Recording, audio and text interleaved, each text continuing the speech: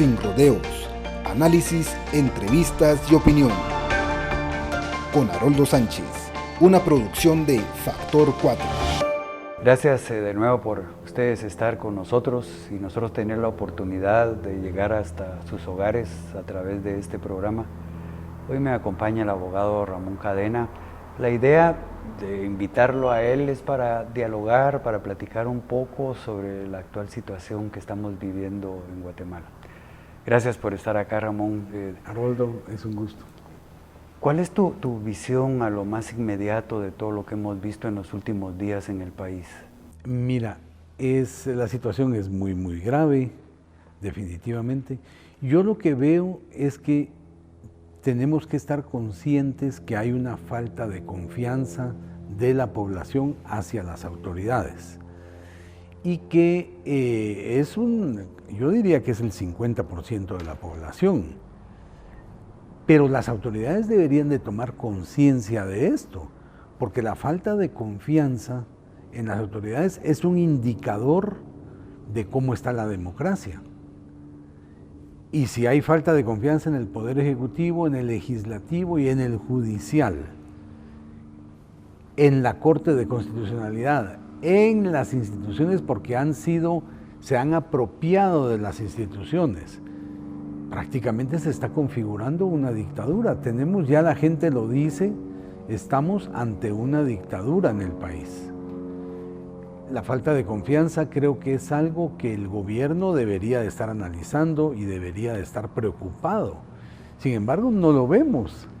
Al contrario, vemos que las autoridades van hacia adelante, siguen con su estrategia, que la sociedad ha calificado como el pacto de corruptos y hay limitaciones a los derechos de distinto tipo, a la libertad de expresión, entonces al derecho de acceso a la justicia, a través del tema de la justicia transicional, en fin, hay limitación de derechos y a los que defendemos derechos y a los que defienden derechos en las comunidades los ven como enemigos. Entonces es muy grave, la situación es gravísima.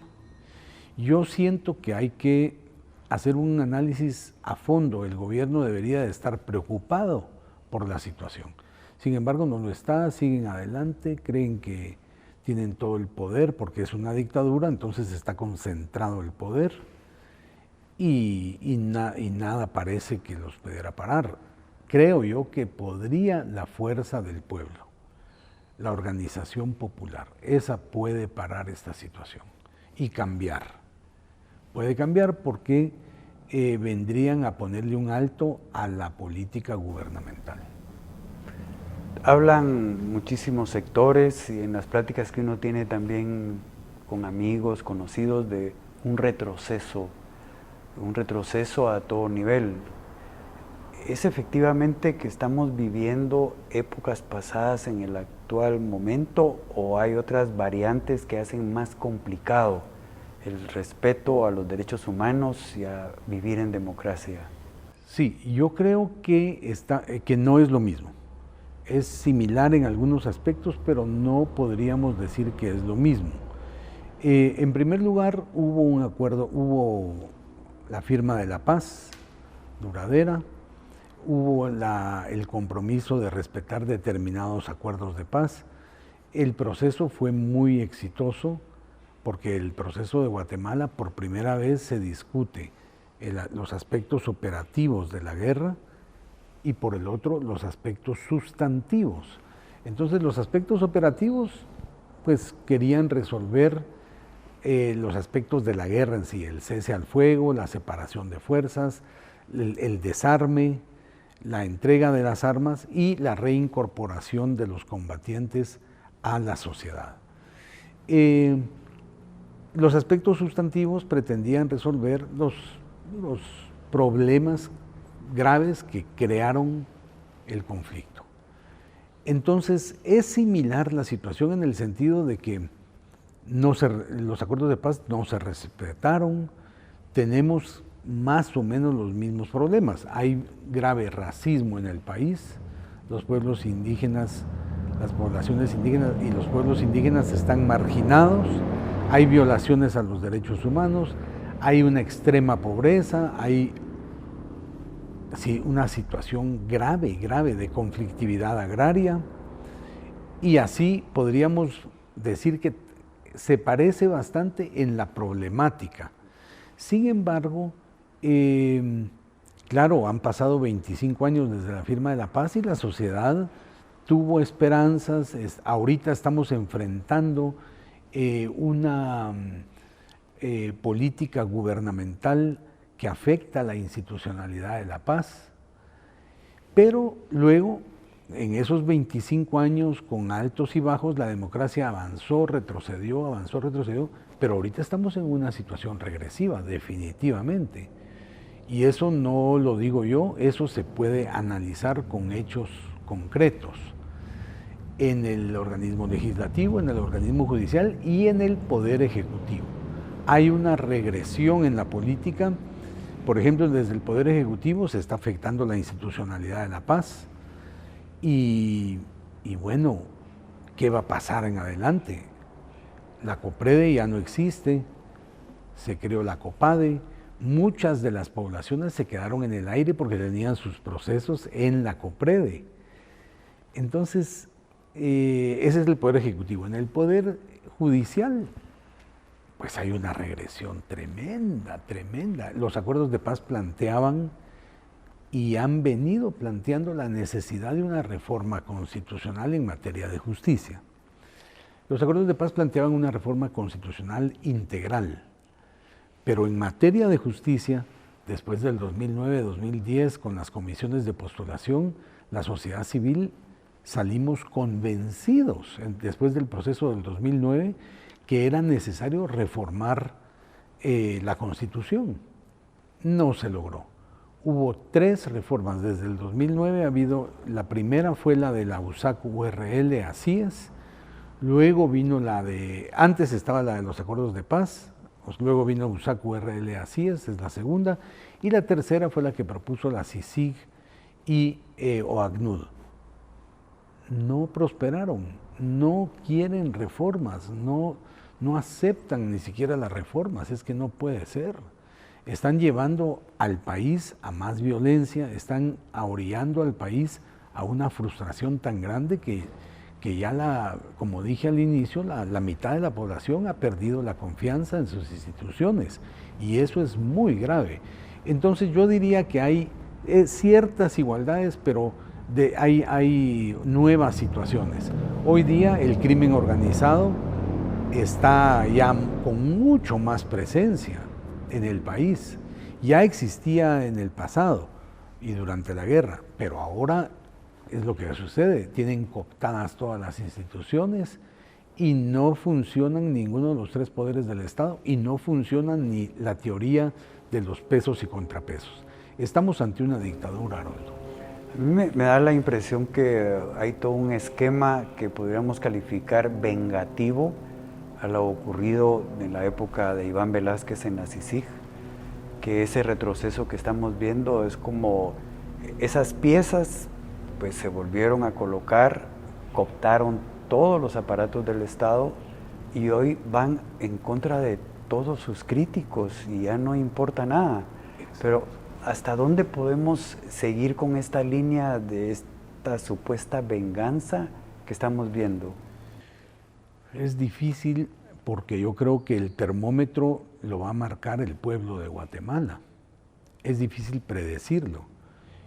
Y yo siento que los últimos hechos, la detención de José Rubén Zamora, las leyes que quiere aprobar el Congreso de la República, la política errática del Poder Ejecutivo en materia de relaciones exteriores, el viaje a Ucrania, por ejemplo, del presidente de la República, todo eso va sumando y el vaso se va llenando de agua. Cuál sea la gota que va a derramar el vaso, eso lo tendremos que ver, pero en Guatemala así sucede, las reacciones del pueblo vienen repentinas. Y como el gobierno sigue cometiendo errores tras errores, yo pienso que nos encaminamos a la necesidad de un cambio. Claro, vienen elecciones, se predice un fraude electoral, así como hubo un fraude en las elecciones de segundo grado, ahora se espera un fraude en las elecciones de primer grado, en las próximas elecciones, y no sé si ese sea el vaso, que es la gota de agua que derrame el vaso, o bien si suceda algo antes de las elecciones que provoque un cambio y la reacción del poder popular. Aquí hay actores que sufren más desgaste que otros. Consuelo Porras en el Ministerio Público, Curuchiche en la FESI, pero a tu juicio, ¿cuál es el verdadero rol que está jugando Alejandro Yamatei en todo esto? Bueno, yo creo que Alejandro Yamatei está jugando un papel para apoyar la implementación de esta estrategia regresiva. Pero no solo es él. Hay empresarios, hay militares. Y yo creo que, mira, si analizamos la elección del 2009, que fue elección de Corte Suprema de Justicia, fue la primera elección que tuvo una ley de comisiones de postulación. Fue la primera elección que se rigió por la ley de comisiones de postulación. Luego fue también la primera elección que tuvo como supervisión un ente internacional que fue la CICIG, en ese entonces dirigida por Carlos Castresana. Pero si analizamos ese momento que es crucial, yo creo que debemos de, y qué bueno que lo pueda decir aquí ante las cámaras para que lo escuche mucha gente, en el 2009 el Congreso de la República todavía no estaba totalmente cooptado y todavía respondía a las peticiones de la CICIG. Y fue la CICIG, yo recuerdo que una noche, no me recuerdo qué día, pero una noche llegamos al Congreso, había mucha gente en la calle enfrente del Congreso y presentamos, yo fui como director de la Comisión Internacional de Juristas, estaba también la CICIG y la sociedad civil y presentamos muchos cuestionamientos a magistrados que ya habían sido electos. Y el Congreso tuvo que dar marcha atrás. Nosotros presentamos una, pero no se tomó en cuenta, pero las de la CICIG sí se tomaron en cuenta. Y 3 magistrados fueron destituidos por órdenes de la Corte de Constitucionalidad. Entonces, mirá la diferencia del 2009. Las instituciones, mal que bien, todavía funcionaban. La Corte de Constitucionalidad emite una sentencia, el Congreso se echa atrás, se destituyen a 3 magistrados. Esa es la del 2009. Y en el 2010 la elección de fiscal general hay que verla también para comparar, porque en la elección de fiscal general del 2010 estaba Álvaro Coloma en el poder, tuvimos una reunión con él, la sociedad civil, le dijimos: Conrado Reyes no reúne los requisitos para ser fiscal. Resulta que él de todas formas eligió a Conrado Reyes. Así era la influencia y el peso que tenían los grupos del crimen organizado. Sin embargo, cuando ya es electo, yo recuerdo que yo estaba en Suecia, nos habían invitado para hablar precisamente de los retos de la CICIG, y entonces, estando allá, yo pude conversar rápidamente con Castresana y entendí como que fueran a retirar a la CICIG, porque me dijo: así ya no se puede trabajar. Pero no, él regresa y renuncia. Y esa renuncia conmocionó a todo el país, conmocionó todavía a las autoridades en ese entonces, se conmocionaban, y también destituyen a Conrado Reyes. Retoma su trabajo otra comisión de postulación. Pedimos que la comisión de postulación, que ya había conocido en la elección anterior, se inhibiera de conocer, y algunos lo hicieron todavía. Fíjate, todavía se inhiben, algo increíble. Se inhiben. César Barrientos había entrado en el proceso anterior por la destitución de los 3 magistrados que mencioné.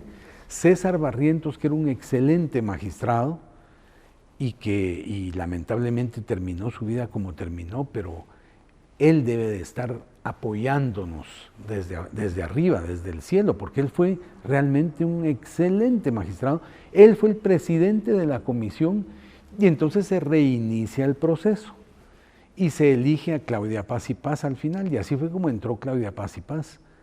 Entonces, eso lo digo porque debemos de entender la elección del 2009 y del 2010. Ahí todavía vimos cómo las instituciones, mal que bien, pero estaban funcionando. Hoy día ya no.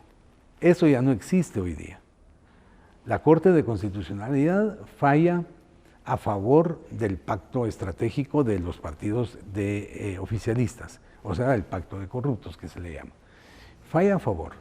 En el futuro, el Procurador de Derechos Humanos, habrá que ver, no ha tomado posesión, pero hay que ver si va a ser un procurador verdaderamente defensor de derechos.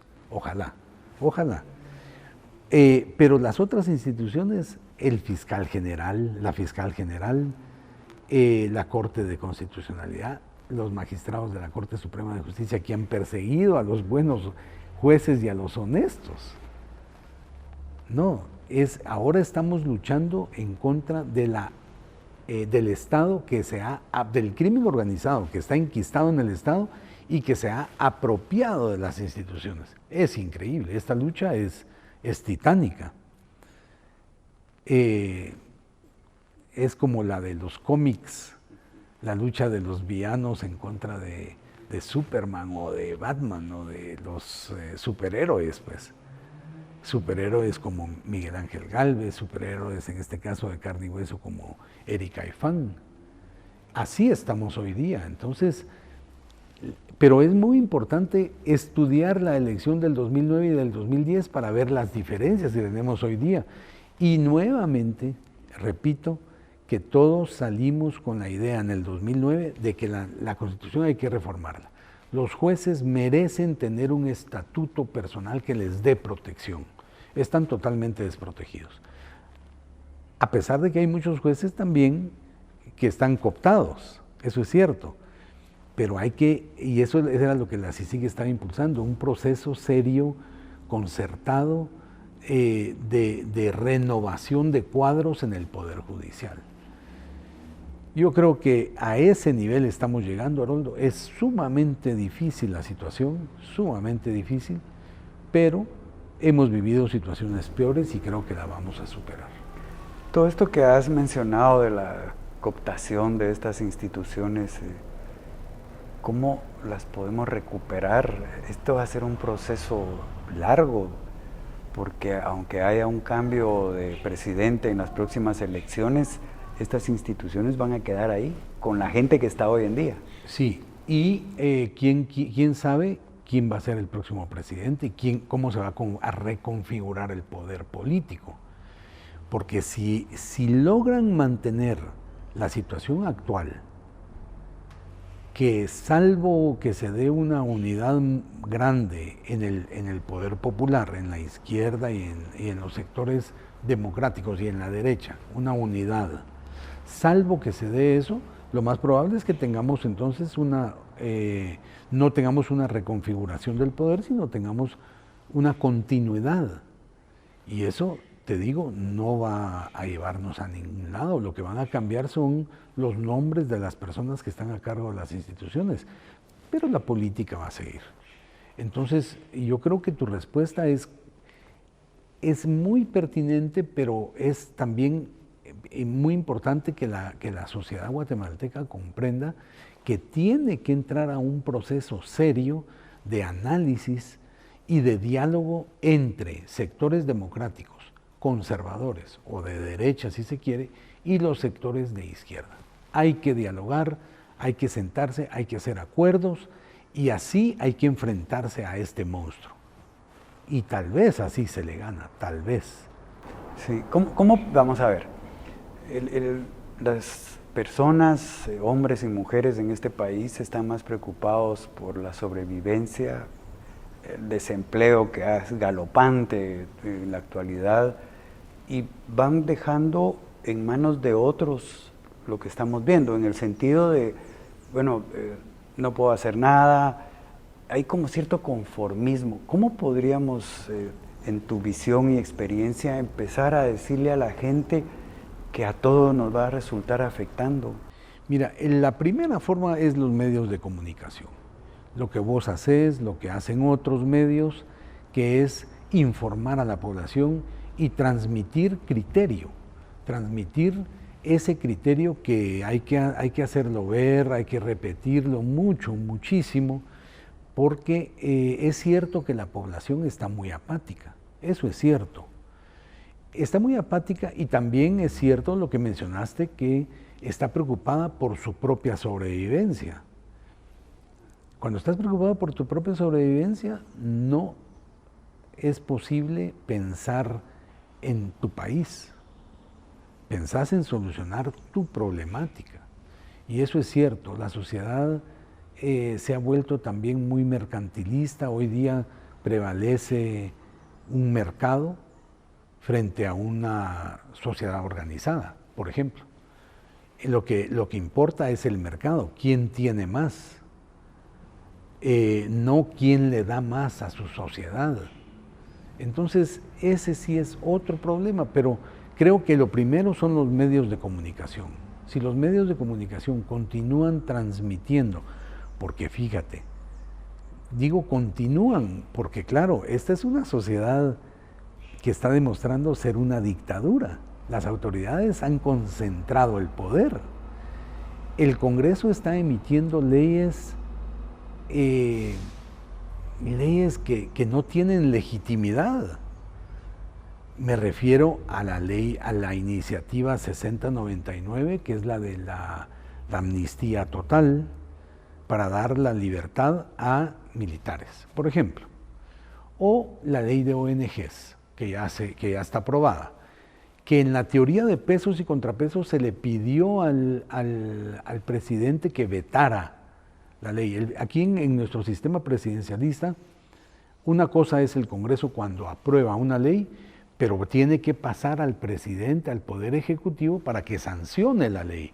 O sea que todavía la Constitución le da un amplio margen al presidente para evaluar si la ley es pertinente o no, es legítima o no. La ley de ONGs, muchas ONGs y muchas personas le dijimos al presidente Giammattei, no acepte esa ley, porque es una ley injusta, es una ley que no tiene legitimidad, no tiene la legitimidad de la gente, no tiene ningún sentido, lo que está buscando es perseguir a las ONGs. Se le dijo al presidente, se le dio la oportunidad de que vetara la ley, pero claro, como hay una connivencia, como hay una estrategia entre el Poder Legislativo y el Poder Ejecutivo y el Poder Judicial, entonces el presidente, por lo que vos me preguntabas, ¿quién está detrás? Es que es todo un sistema. El presidente no se opone al Congreso, no veta, no ejercita su derecho de veto ante una ley legítima. Y si lo ves al revés, el presidente emite un estado de excepción y aunque ese acuerdo de estado de excepción sea ilegítimo, no sea necesario, porque no hay una razón para limitar derechos, lo pasa al Congreso y el Congreso lo aprueba, porque hay comunicación, no hay pesos y contrapesos, no existen. Entonces esa es la dictadura en la que estamos y es la dictadura a la que nos tenemos que enfrentar. El caso este de José Rubén Zamora y la fiscal Gómez también, uno podría decir, bueno, eso es a los periodistas o eso es a un operador de la justicia, pero aquí lo preocupante son los métodos utilizados para juzgar y meter a la cárcel a alguien. Eso nos puede pasar a cualquiera de nosotros. Sí. No, aquí no hablamos de periodistas o de gente de la sociedad civil o líderes, sino a cualquier persona. Sí. ¿Cuál es tu opinión sobre esto? Sí, me parece también muy importante porque definitivamente está vinculada a otra pregunta que hiciste antes y es el hecho de la reacción de la gente. La gente, a veces la sociedad reacciona hasta que le tocan sus intereses, eso es lo lamentable. Pero aquí están tocando el interés de la sociedad, porque están tocando la libertad de expresión y están ejerciendo una venganza, eso es el caso contra José Rubén. Entonces, están tocando la libertad de expresión porque es un derecho sagrado. Tenemos que tener la posibilidad de expresarnos.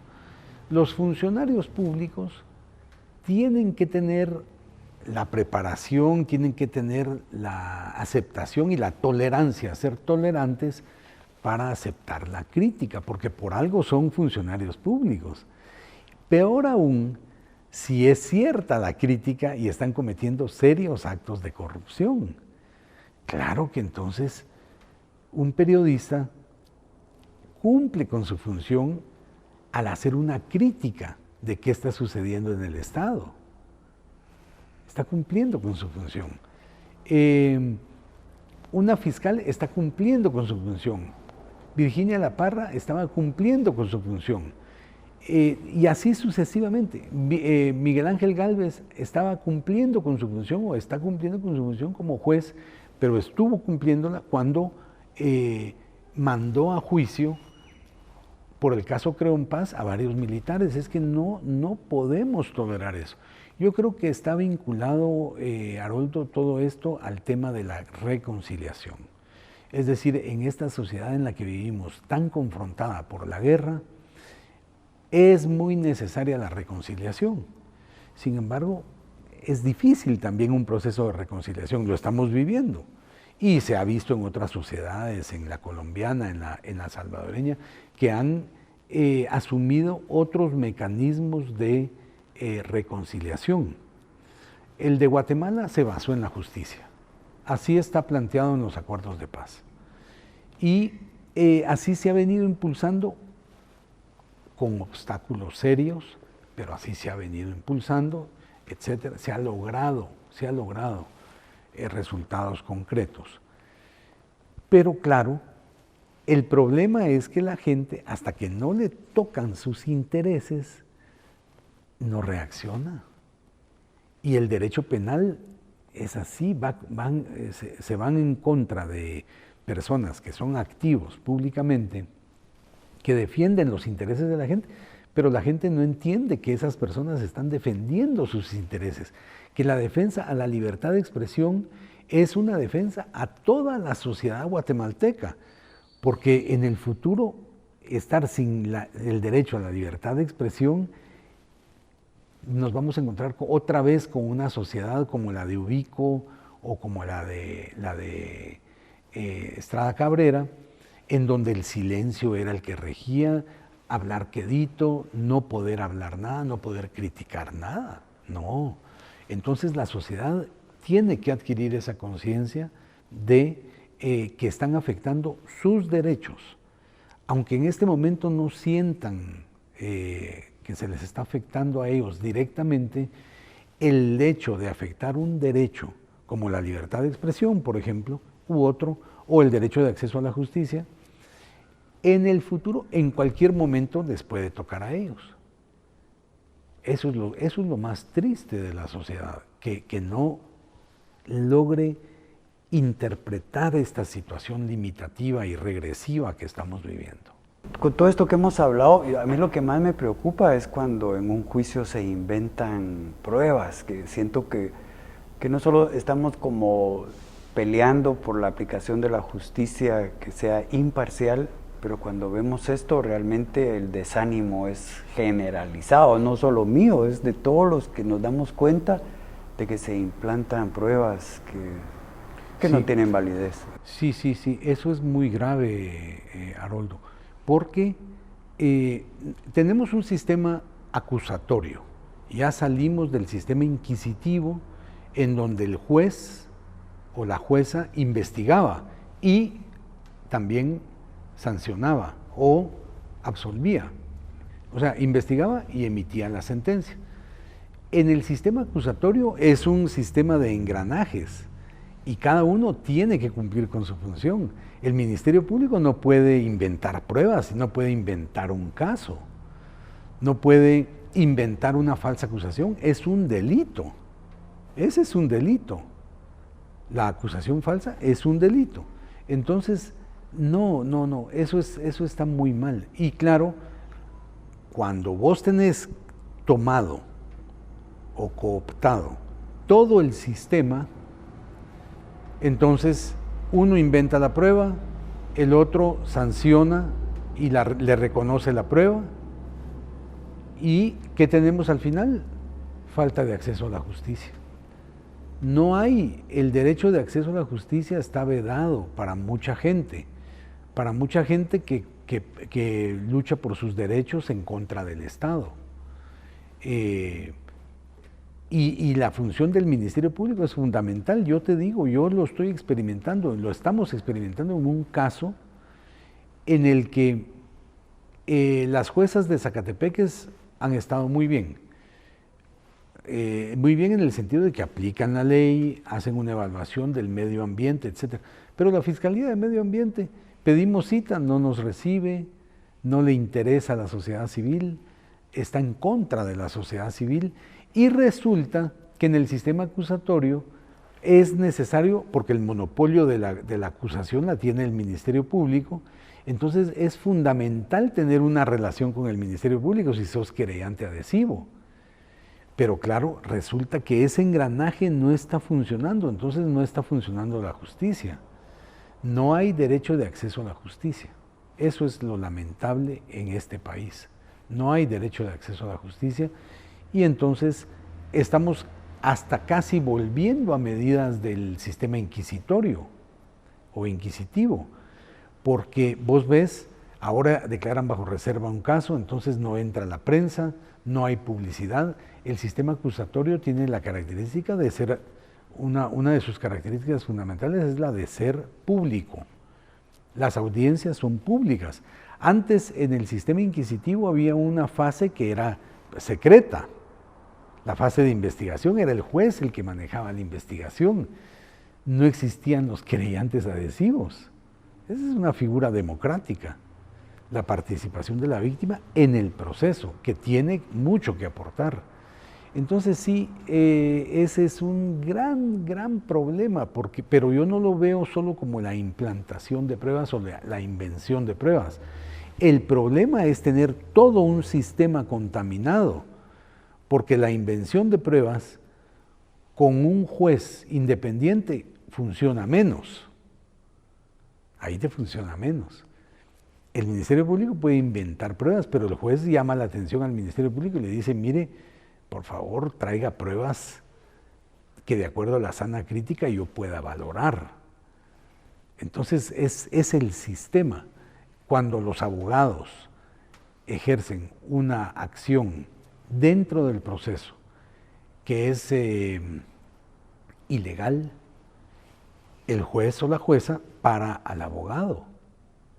Es decir, que no puede haber una, ¿cómo se le llama esta presión sobre el juez o un litigio malicioso? No puede haber un litigio malicioso cuando no está cooptado todo el sistema. Porque el litigio malicioso necesita de un abogado o abogada impune, pero el juez tiene que también ser impune y aceptar el litigio malicioso de esta persona. No sé si me explico. Te das cuenta que es todo un sistema el que está mal. Y es lo que tenemos que cambiar, es lo que se estaba tratando de reformar a través de la CICIG, pero Jimmy Morales no prorroga el mandato de la CICIG. Luego está el continuismo con Yamatei. Da mucha pena escuchar a Yamatei cuando recién fue electo y cuando le dijo a la prensa lo que le dijo. Es que da mucha pena, eso es algo que debería de sentir vergüenza, ¿me entiendes? Pero no la tiene. Pero ¿cómo pudo haber dicho tantas cosas frente al de la CNN, al del medio de comunicación, que yo voy a responderle, que yo siempre voy a estar con usted? ¿Qué? Al final, ya estando en el poder, nada. Cuando dijo que no iba a ser otro hijo de Pip. Sí, exactamente. Entonces, ese es pero volviendo al tema de la justicia, ese es un gran problema, que es todo el sistema. jueces que no son imparciales, Ministerio Público cooptado completamente, con una fiscal general que da órdenes, ordena a los fiscales, y eso no debería de ser así. La estructura del Ministerio Público es mucho más vertical que la de la Corte Suprema, por ejemplo. Aunque en la Corte Suprema todavía tenemos esa mentalidad verticalista, que la Corte está encima de un juez, de un magistrado de sala, y el magistrado de sala encima del juez de primera instancia, y el juez de primera instancia encima del juez de paz. No, no debería ser así, debería ser un concepto horizontal. Pero el Ministerio Público también, pero en el Ministerio Público el verticalismo está mucho más arraigado. Entonces la fiscal general está mucho más acostumbrada, o el fiscal general de turno, a dar órdenes, a ordenarle a sus fiscales qué hacer y qué caso defender y qué caso no defender. Y eso, ahí entra el tema de la prueba. Los jueces tienen que aplicar la sana crítica. Ya no es como antes, cuando la prueba era tasada. La ley era la que le daba el valor a la prueba. No, ahora el juez puede valorar la prueba de acuerdo a la sana crítica. O bien en el sistema, cuando existía la Inquisición. Imagínate, en el sistema de la Inquisición, a una persona determinaban que era culpable o no, sí, le amarraban una piedra una piedra a la pierna y lo tiraban. Y si se hundía, era culpable. Si bueno, se ahogaba. Claro, claro, ya ahogado, entonces era inocente. No, pero es que no, la prueba inquisitoria ya pasó, inquisitiva ya pasó, la prueba de la tasada por la ley ya pasó. Hoy estamos ante el valor inquisitivo que le dé, el valor de la sana crítica que le debe de dar cada juez. Yo tengo una duda, porque lo desconozco, pero la conciencia de un juez, el compromiso ético y moral, ¿es por un juramento o para ser jueces no hay ese compromiso? ¿Podrías explicarme un poco? Porque yo lo desconozco.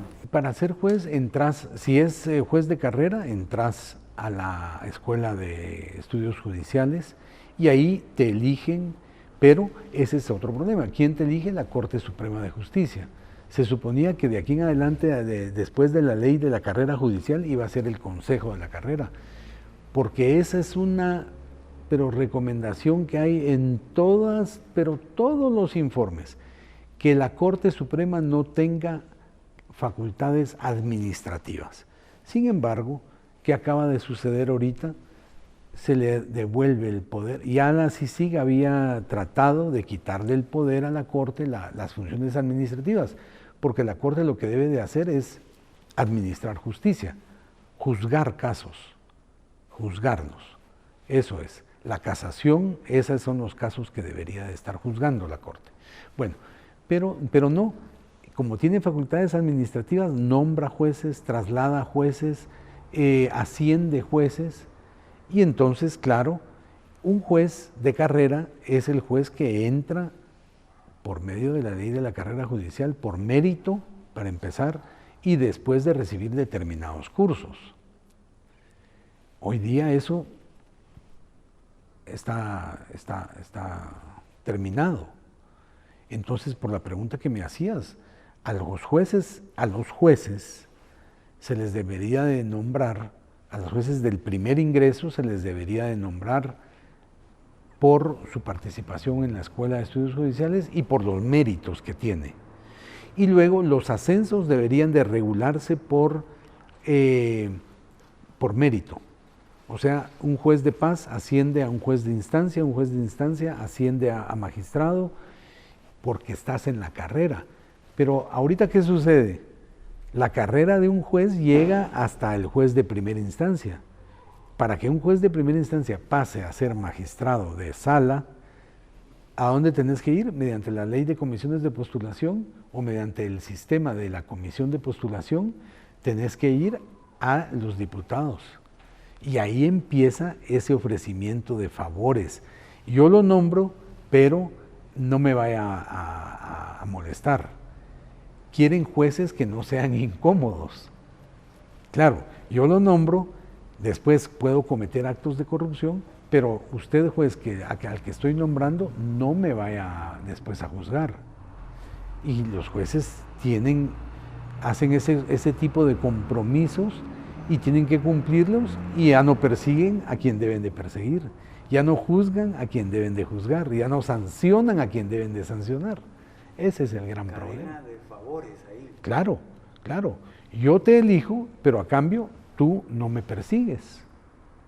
Es una cadena de favores. Eso lo rompe la ley de la carrera, eso lo rompe la carrera judicial, eso lo rompe el estatuto del juez, el mandato para un juez. El estatuto es el régimen de los jueces, que es quien debe regir su carrera, los ascensos, los traslados, las destituciones también, el debido proceso legal. Pero no, estamos ante un sistema, ya ves, concluyo diciendo que estamos volviendo regresivamente al sistema inquisitivo. Las audiencias se declaran cerradas, el juez otra vez adquiere ese poder. ¿Y qué vas a hacer si sabes que vas ante un juez que te va a condenar? De antemano ya sabes cuál va a ser la sentencia. Cuando en un proceso judicial se recusa al juez, ¿esto es válido o el juez puede decir, mire, no, me recuso, yo sigo adelante? Sí, el juez puede decir yo sigo adelante, pero lo conoce entonces una sala. Es decir, tenés todo el derecho a decir la recusación no es legal como juez, porque eso sucede en todos lados en el mundo. Las partes del proceso quieren tener jueces amigos. Eso es un principio de todos lados. Cualquier persona que va a enfrentarse en un proceso, y peor si es penal, tenés que tener o querés tener un juez amigo. Entonces tenés a un juez imparcial, es un juez que no se involucra con el proceso. No, yo no quiero que me juzgue un juez imparcial, yo quiero que me juzgue un juez que va a fallar a favor mío. Así piensan las personas que están procesadas. Entonces, la idea es apartar al juez. ¿Ves lo que pasó con Miguel Ángel Gálvez, lo que pasó con Erika Aifán? Apartemos a los jueces, apartemos del proceso. Esa fue su estrategia. La primera estrategia fue atrasemos los casos. Los jueces juran, ahí sí, los jueces de instancia juran ante la Corte Suprema que van a cumplir con su mandato de ser eficientes en el juzgamiento y que va a ser una justicia pronta y cumplida. Los magistrados de Corte Suprema juran ante el Congreso. Es un juramento, es que el juramento hay que volver a darle valor a ese juramento. El presidente de la República, cuando jura ante el Congreso que va a cumplir, se utiliza a veces, según ciertas constituciones, otras ya no lo usan, pero ese dicho que afirma, el presidente afirma, y si no cumplo, que el pueblo lo demande. Esa es una forma de decir, vean, el pueblo es el que delega el poder. Es que, mira, Haroldo, es que hay muchas sobre las teorías que aquí no se están cumpliendo. Por ejemplo, la soberanía la tiene el pueblo. El pueblo la delega con su voto de elección de primer grado, la delega con el voto elige al presidente, a diputados, a alcaldes, pero simplemente está delegando el voto, delegando el mandato.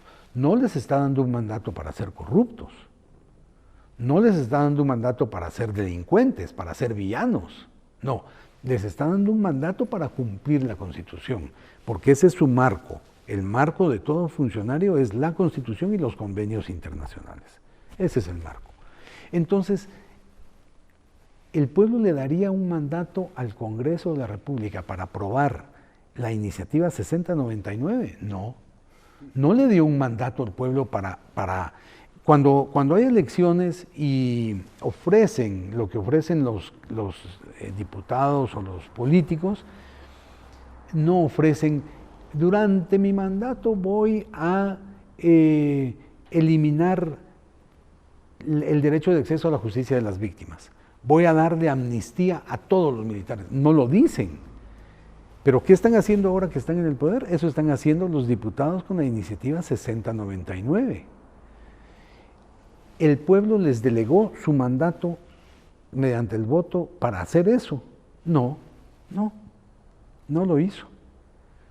Bueno, la otra iniciativa de la prevención y protección contra los delitos cibernéticos, que está clarísimo, ya ustedes los periodistas lo están denunciando hacer con un toda meme. razón. Claro, Hacer el un meme. artículo 19, es que hay una obsesión por criminalizar. Entonces, esa otra iniciativa para la prevención y protección de delitos cibernéticos, ¿el pueblo les delegó el mandato a los diputados para hacer eso? No. Lo eligieron en base al programa de trabajo que ofrecieron los diputados. Eso es diferente. La ley de ONGs, y así podríamos enumerar un montón de leyes. Lo que están pretendiendo de que el ejército pueda reprimir a una manifestación esa pacífica. Es otra iniciativa, creo que es la 60 algo, otra iniciativa de ley, sí, otra iniciativa de ley que, mira, ya hay instructivos porque el uso de la fuerza debe de ser proporcional. El uso de la fuerza es un tema de derechos humanos importante. Entonces, el pueblo les daría un mandato para aprobar una ley que dijera que hay que fortalecer al ejército para que reprima a la gente en una manifestación. No le dio ese mandato. Entonces, ahí está el gran error y el gran defecto de esas elecciones de primer nivel. Y en las elecciones de segundo grado, que es las de las comisiones de postulación, bueno, ya no tengo mucho que decir porque lo hemos vivido últimamente. Están cooptadas las comisiones de postulación, está cooptado todo el sistema, se han apropiado de todo el sistema. Ya ves vos la elección de rectores, que fue una vergüenza lo que pasó con la elección de rector de la Universidad de San Carlos. ¿Cómo puede ser? ¿Cómo puede ser que una elección de segundo grado la lleven a cabo y primero sacando la elección del lugar en donde debió de haberse llevado a cabo, que era en la universidad, ¿verdad? En el campus de la universidad. Llevarla a un lugar privado que es un parque, el Parque de la Industria. Pero peor aún, poner policías la noche anterior y poner paramilitares, gente no identificada con pasamontañas, armada, fuertemente armada. Y finalmente, para no dejar entrar a los electores de oposición. No, yo te digo, hoy día la resistencia que queda es la de los muchachos, los estudiantes que han tomado la Universidad de San Carlos, que están en la Universidad de San Carlos y que han desconocido al rector supuestamente electo mediante un fraude, porque fue fraudulenta. Esa es otra cosa que ha cambiado mucho del pasado para el presente. El fraude en el pasado fue elección de primer grado, fue la elección de presidente, de diputados, ya se sabía quién iba a quedar, y de alcaldes, ¿verdad? La dictadura militar. Ahora, como ya no es dictadura militar, ahora es dictadura del crimen organizado conjuntamente con las autoridades. El fraude electoral se da en la elección de segundo grado. El fraude se dio en la elección de fiscal general. El fraude se dio en la elección de rector de la Universidad de San Carlos. No, eso es algo inaceptable completamente. Es que estamos viviendo una época que ojalá que dure poco y que pronto, lo que preguntabas, ¿cómo vamos a hacer? Bueno, después de pasar por un proceso difícil de toma del poder, vendrá una depuración. Aquí teníamos un mecanismo ideal, que era un mecanismo de impunidad, de lucha contra la impunidad, mecanismo internacional de lucha contra la impunidad, que era la CICIG. Ahora ya no está.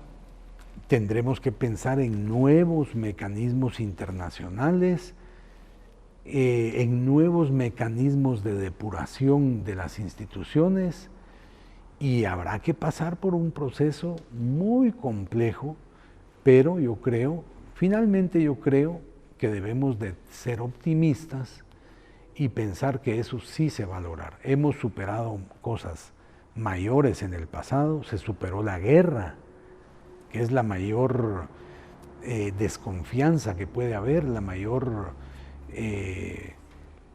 descontento que puede haber con las instituciones del Estado, porque la población toma las armas. Y se superó, se lograron acuerdos.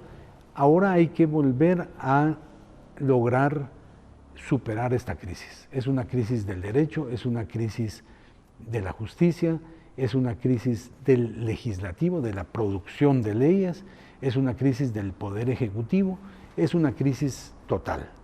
Pero se puede lograr, se puede lograr. No creo que las elecciones en el próximo año sean la solución. Ya veremos, tal vez nos volvemos a encontrar aquí ya después de las elecciones para ver si hay reconfiguración del poder o hay cambio del poder.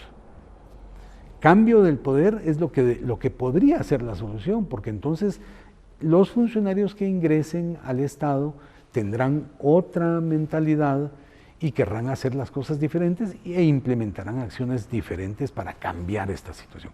Pero todo pasa por la necesidad de un cambio, definitivamente.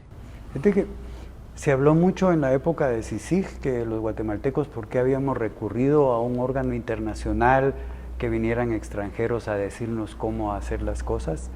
Y se hablaba entonces del fortalecimiento del Ministerio Público, ¿verdad? Para que ocupara el espacio de lo que estaba dejando una institución internacional.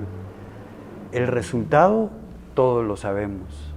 Sí. Creo que aquellos que planteaban que no necesitábamos que se nos tutelara del extranjero, se han topado con una dura realidad donde ahora son guatemaltecos quienes están dirigiendo una institución que se ha puesto al servicio del crimen organizado y del pacto de corruptos. El resultado es terrible. Es terrible y efectivamente se avanzó, se creó la FESI. Eso no fue fácil. La FESI no fue fácil. En Honduras también parece que se crea una institución similar, pero no con tanta fuerza, pero aquí en Guatemala costó que se creara la FESI, no fue de la noche a la mañana. Entonces el ministerio, la CICIG estaba fortaleciendo al Ministerio Público. Pero ya ves, la regresión, la política regresiva ha demandado que se quite a la CICIG, ya se quitó. La FESI, ya hubo cambio, el verdadero fiscal Sandoval está en el exilio y hoy la FESI cumple otra función que la periodista Marielos Monzón muy bien la calificó como la FEPI. Ya no es la FESI, sino la FEPI. Entonces, no están defendiendo, las instituciones no están defendiendo la lucha contra la impunidad, sino que más bien están promoviendo la impunidad. Hoy día hemos vuelto a un 100%, casi 100% como estábamos antes, de impunidad en el país. Sobre todo en los casos de alto riesgo, casos de corrupción de funcionarios de alto nivel y en los casos de criminalización de la protesta social, la impunidad es casi, diría, del 100%, 99%. Entonces, las instituciones han cambiado su objetivo, la estrategia ha cambiado y eso solo lo va a poder cambiar el pueblo y la decisión del pueblo. En las próximas elecciones va a ser difícil, pero ojalá antes de las elecciones, porque requiere ya una respuesta rápida para que esto no siga avanzando. Y yo creo que sí va a llegar a tener éxito, pero hay que hacer mucho trabajo con la población, que comprenda este tipo de programas, que comprenda el tema de la justicia, que vea que el poder radica en el pueblo, no radica en los funcionarios, y que el pueblo solo ha delegado su mandato en los funcionarios. Eso es vital, que lo interiorice y que entonces sí exista un verdadero proceso de oposición a todo lo que está sucediendo. Esa es la única forma, creo yo. Ramón, muchísimas gracias por, Haroldo, como gracias siempre, tus reflexiones, tus palabras claras y concretas. Creo que a nuestras audiencias allá en el interior del país es bien importante que conozcan esta visión más realista, menos manipulada y con la verdad. Así que te agradezco mucho. Muchas gracias, Haroldo. Yo a ti te agradezco. Y a ustedes, como siempre, de verdad, mi agradecimiento por permitirnos llegar a sus hogares y poder tener la oportunidad de escuchar a guatemaltecos íntegros que no han estado vinculados nunca con actos de corrupción o que busquen beneficios personales, sino al contrario, siempre han buscado el bien común, el buen vivir, y que a través de la verdad, ustedes y yo nos hagamos libres. Nos vemos en una próxima oportunidad y reitero mi agradecimiento. Hasta pronto.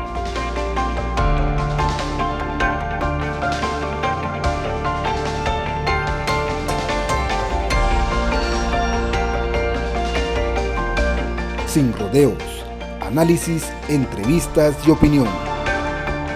Con Haroldo Sánchez, una producción de Factor 4.